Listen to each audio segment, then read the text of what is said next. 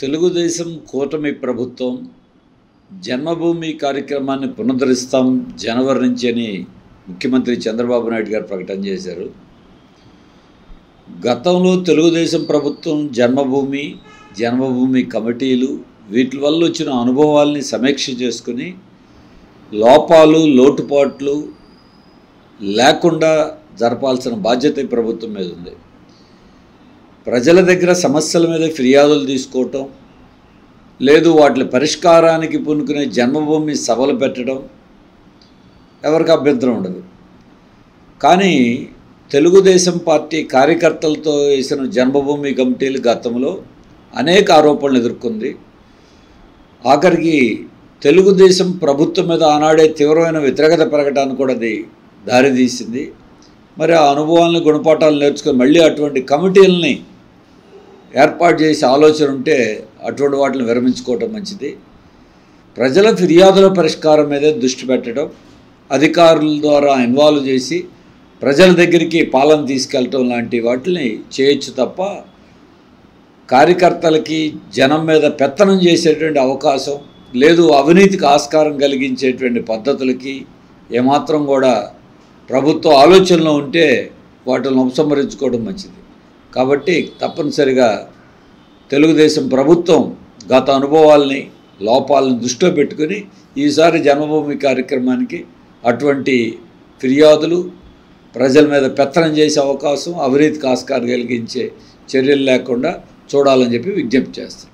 ముఖ్యమంత్రి గారు, రాష్ట్ర ప్రభుత్వం మరోసారి 2047 నాటికి విజన్ తయారు చేసే పనిలో ఉంటాం.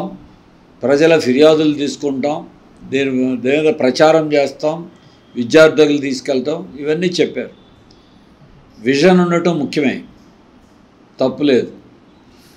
కానీ విజన్ పేరుతో ఈ 5 ఏళ్లలో చేయాల్సిన పనులు విస్మరించకూడదు. ఈ ప్రభుత్వానికి ఇచ్చింది 5 ఏళ్ళు.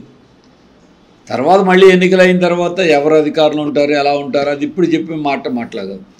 దీర్ఘకాలిక ప్రణాళిక మంచిదే, కానీ ఆ పేరుతో తక్షణం చేయాల్సిన నిర్దిష్ట కాలపరిమితిలో చేయాల్సిన విషయాల్ని విస్మరించకూడదు, నిర్లక్ష్యం చేయకూడదు.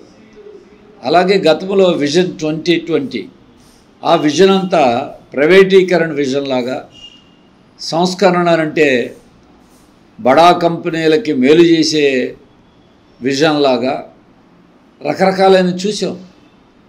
దాన్ని ఆ విజన్లన్నీ విఫలమైనవి. ఒకవైపున మోడీ గారు 2047కి దేశానికి విజన్ అంటున్నారు, ఇప్పుడు మళ్ళీ ఈ విజన్ అంటున్నారు. దీంట్లో ప్రపంచంలోనే మనం నెంబర్ 3వ స్థానంలోకి వెళతాం, అది ఇదని చాలా మాటలు చెబుతున్నారు. ఊహాజనితమైనటువంటి ప్రణాళికలు కాకుండా ఆచరణాత్మకమైన ప్రణాళికలు ఉండాలి. తక్షణ ప్రణాళికలు ప్రజలకు మేలు చేసేవి ఉండాల్సిన బాధ్యత ఉంటుంది. గతంలో రాజధానికి కూడా ఇటువంటి ప్రణాళికలు వేశారు. అమరావతి 5 ఏళ్లలో చేయాల్సిన పనులు ఆచరణాత్మకంగా చేస్తుంటే మరి రాజధాని నిర్మాణం ఇంకో రకం ఉండేది.